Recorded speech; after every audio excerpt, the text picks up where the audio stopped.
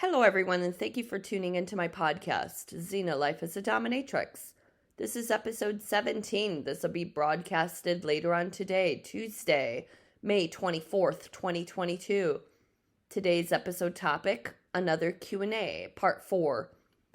I've had a Q&A part 1, 2, and 3 on my previous episodes, so this is Q&A part 4. I usually receive random questions on social media about BDSM, kink, fetish, etc., and I'm totally happy to answer these random questions.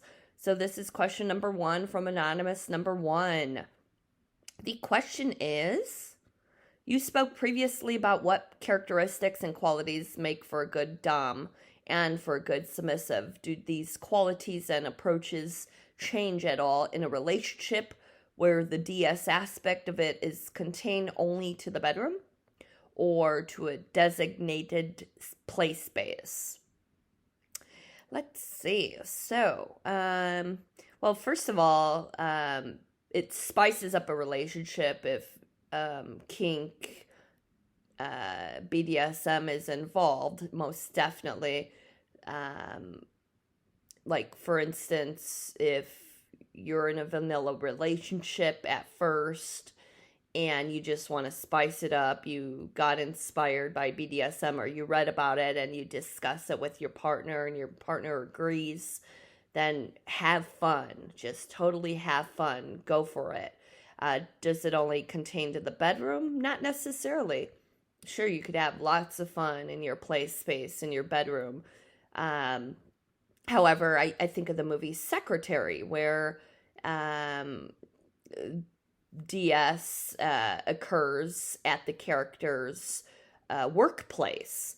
And if you haven't seen the movie, I totally recommend it. But it's a mainstream movie with Maggie Gyllenhaal, and I believe the character is James Spader. I believe that's his name.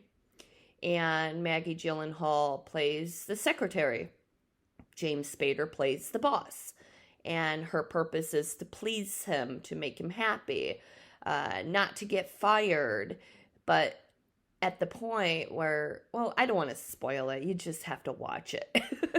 But it's such a great movie. It's well written, great actors. And basically the scenes pretty much take place at the workplace, where she's there to obey. She's there to make him happy, to do whatever he tells her to do. Basically to do her job, but she took it up a notch where she just felt more and more submissive working for him. And oh boy, I'm ruining the movie. I'm spoiling it for you. Just watch the movie if you haven't watched the movie. But I think it's great. And I won't say what the ending was, but it's so great. And, but yeah, that, a lot of the, DS scenes occurred in the workplace, in the movie. I'm not trying to, like, tell you, hey, do kinky scenes at your workplace. But, from my personal, experience, I've had a slave boy in the past where I would have him take me to restaurants. He would wear his collar underneath his business shirt. He would also wear his chastity device, so he knew what his place was, who owns him, and he felt extremely submissive while wearing these particular bondage pieces. And when he was with me in public, that really made him even more submissive. And nobody had a clue that he was wearing a chastity device, a collar, and it was just between him and I. And I would have him fill my glass. I would have him treat me to dinner. I would have him go underneath the table only to kiss my feet. Of course, nobody had a clue. And yeah, it was just very subservient.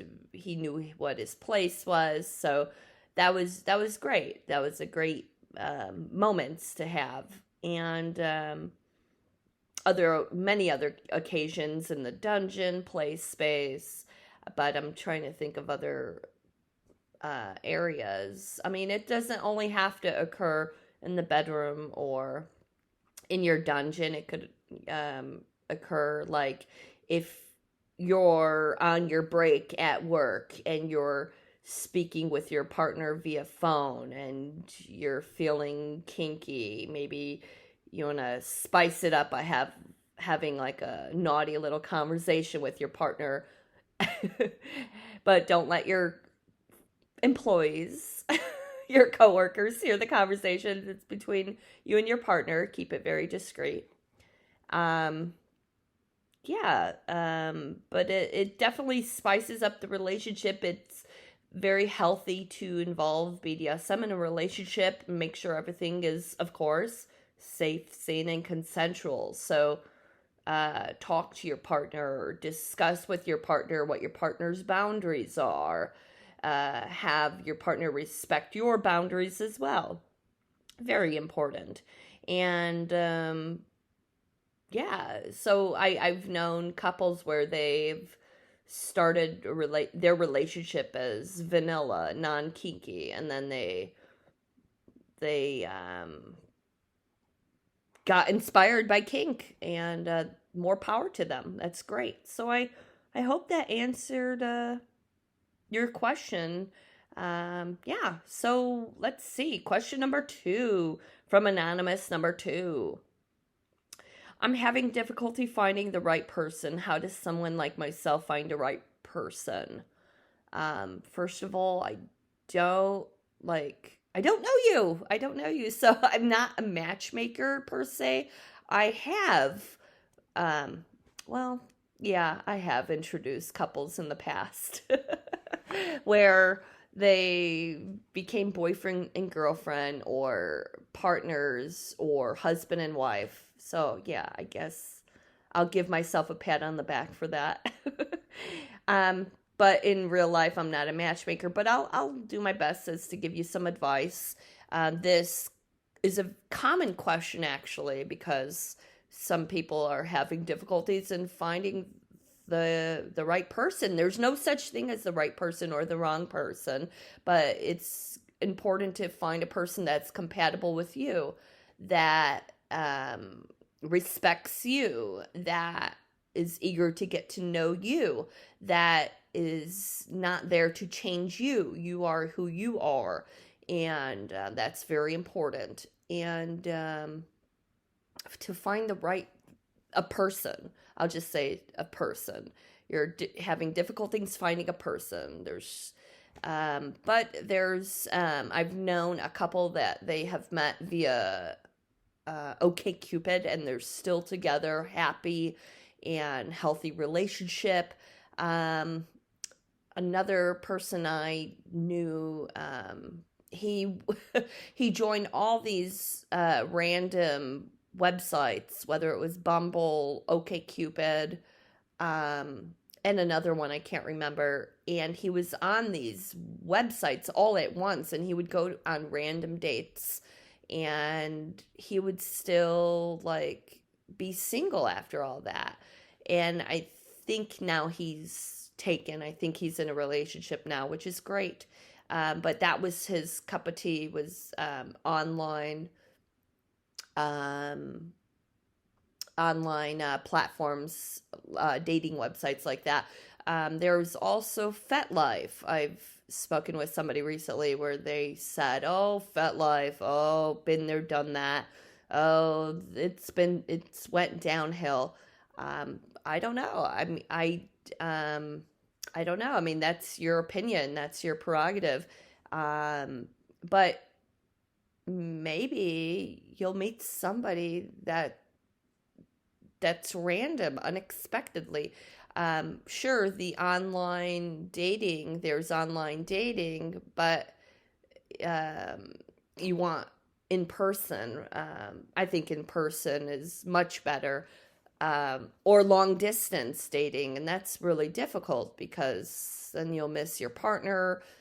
But it's great to find somebody that's in your city or in your town.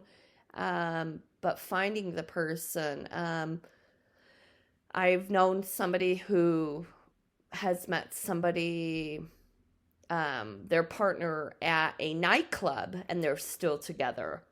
And that's great. And it was totally random. They were both single at the time and they just hit it off. So don't be afraid of going up to somebody and speaking with somebody. Um, yeah, and that's, if you're shy, get out of that shy spell and kick your own ass and just get out there and talk to a person. One-on-one interactions very important, and communication's very important as well, of course. Um, and then there's the online where you meet the person online and you're hoping that they're the same as you meet them online. I understand that. I've heard other stories where they meet the person online and then in person they act like a totally different person, or they don't look like their photo that's been broadcasted online. So I would also suggest FaceTiming with the person, or Zooming, Skyping, to get to know the person as well. But what platforms? I heard that there was like Facebook dating now, I think. I'm not sure. But I'm not a professional matchmaker. Boy, that would be cool. uh, yeah, it just maybe you'll meet somebody a spur of the moment, or not expectedly. So that would be awesome too. So I wish you the best of luck in finding the person that you can connect with. And connection is very, very important. And I wish you luck. And I could understand how difficult it is, especially during the pandemic. I knew a couple people at the time during the pandemic where they were just single. And I was just like thinking, oh my God, like, how are they doing? How are they doing? And they're all alone.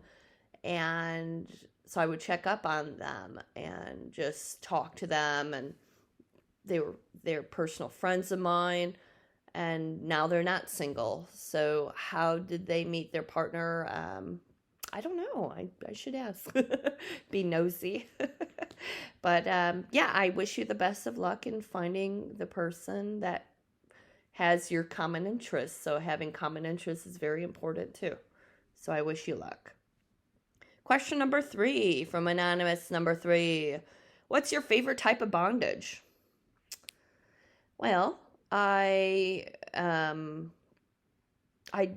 do many types of bondage, whether it's rope bondage, whether it's placing somebody in a leather sleep sack of mine, even the common leather restraints that I have, placing them in a hog tie. I don't have a favorite. I just enjoy various types of bondage. I enjoy experimenting with different bondage positions, whether it's, like I said, rope bondage, placing somebody in my leather or in my latex sleep sack, using my latex vac bed, my stainless steel handcuffs from Chicago, placing somebody in my cage. And mummification is also fun, turning them into my human mummy. And it's all fun. It's all great. And restricting them and making them as helpless as possible, inescapable, confined. It's great. And these particular bondage enthusiasts love it. Like I mentioned earlier, chastity. I had the slave in chastity. So chastity training is another form of bondage. And it's great. It's also mental bondage. So it's like, oh, I get to keep the key to the chastity device. I get to release the slave whenever I desire from the chastity device. So it's also like a mind fuck too. Um, yeah, and also like incorporating gags and blindfolds and duct tape on the mouth and uh, collars around the neck. That's also fun and dandy. Yeah, but I don't have a favorite, but I just love experimenting with different bondage techniques, bondage positions, bondage materials. And yeah, but the common one is rope. So I personally have like hemp rope or cotton rope, nylon rope, and it's great to use. And yeah, I hope that answered your question. Question number 4 from Anonymous number 4. How do I get my wife to say yes to kink? We've talked about this lifestyle and she shows no interest in it. Please help. Oh, boy. Well, like I said earlier, kink, BDSM is healthy as long as everything is safe, sane, and consensual. There are wives out there that are just totally vanilla, totally straight-laced.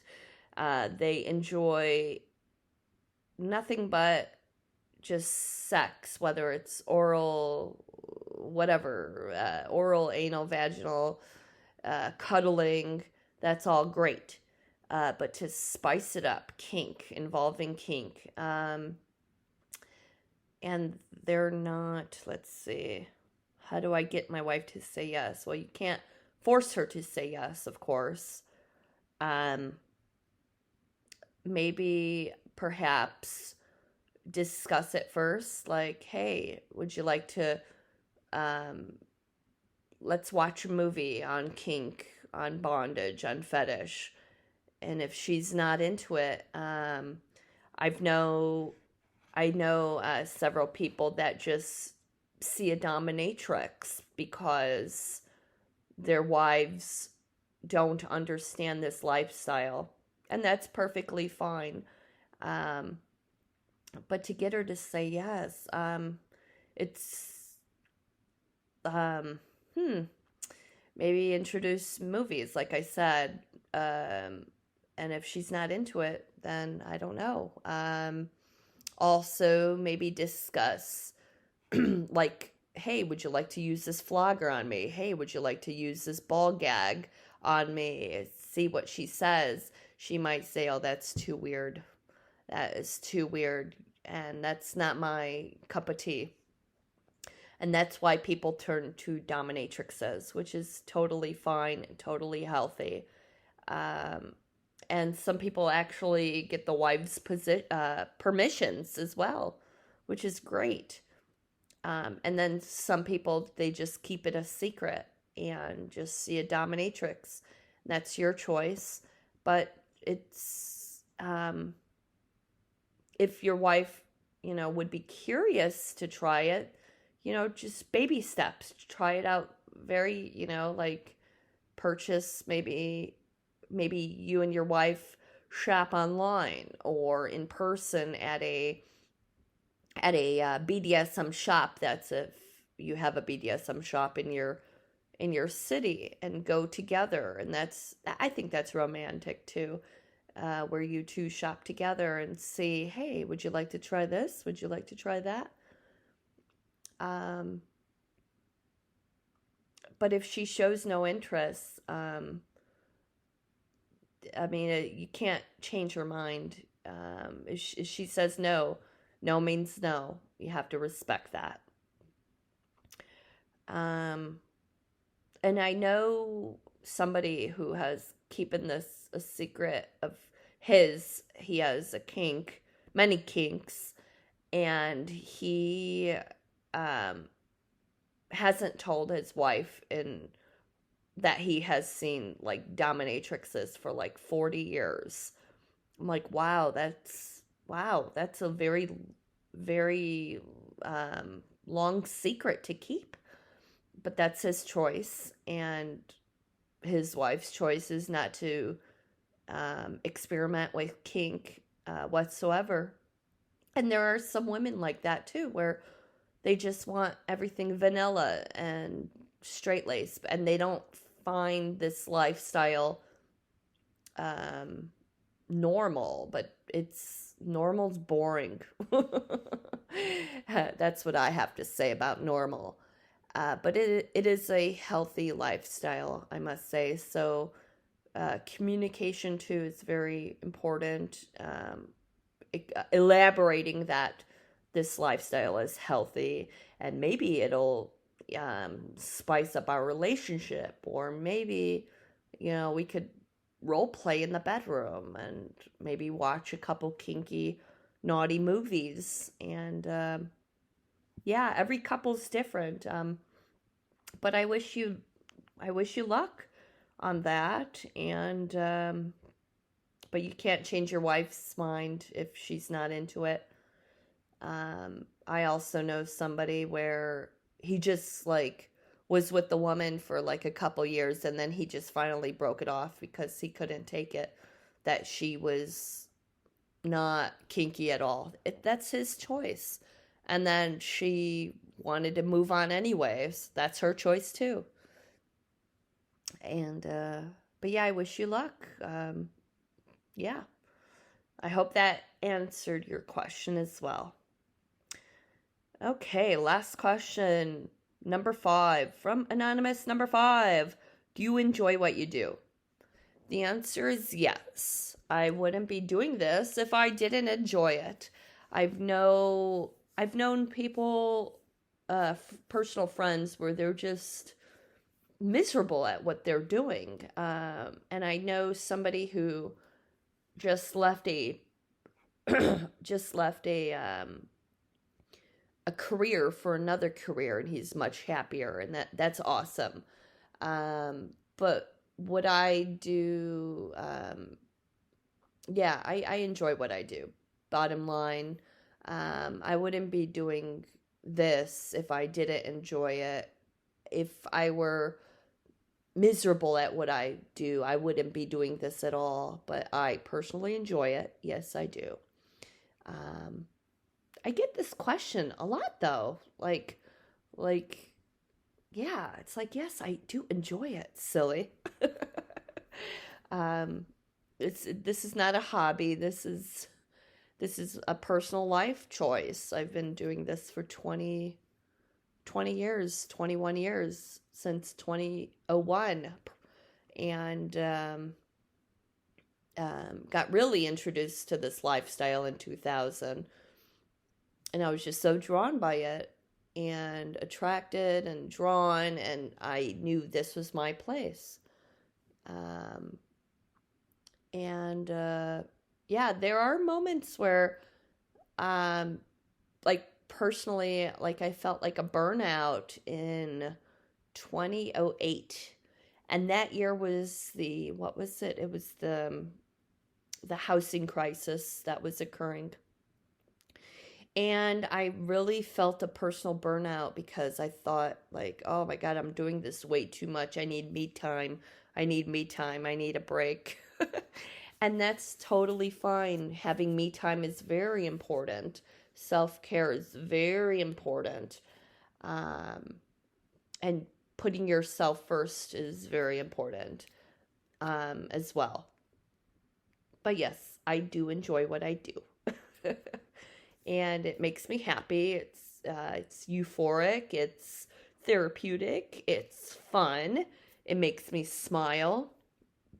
And that's all great. And it's very important to do something that makes you happy, that makes you feel good.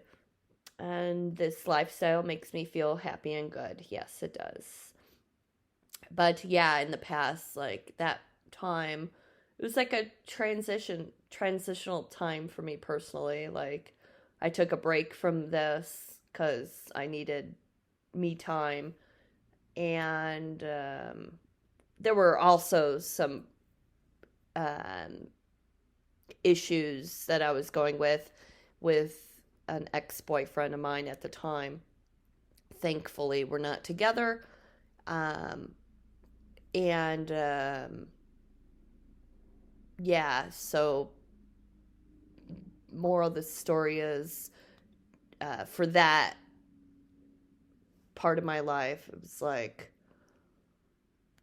it was just totally getting to be a burnout, and then I resumed again, started it up again, and it made me feel instantly happy again. So yes, I enjoy what I do. And it's fucking 2022. Holy shit. I still can't believe it. So yeah, if you're curious about kink, getting involved in kink, what are you waiting for? It's 2022. Come on, get your shit together. If you and your partner want to experiment with kink and bondage and fetish, etc., just do it. Just have fun. Just get kinky and spice it up. And if you're having trouble finding a person, you're going to find that person.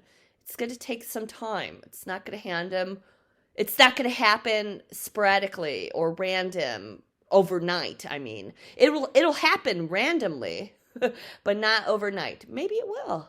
Maybe it will. But maybe you'll find the person unexpectedly. And I wish you all the best, and I hope you all enjoyed this episode. I know I was doing a little bit of jibber jabber thinking about my answers. I hope this episode helped you. So thank you for tuning in to my podcast, Xena, Life as a Dominatrix. Have a good day.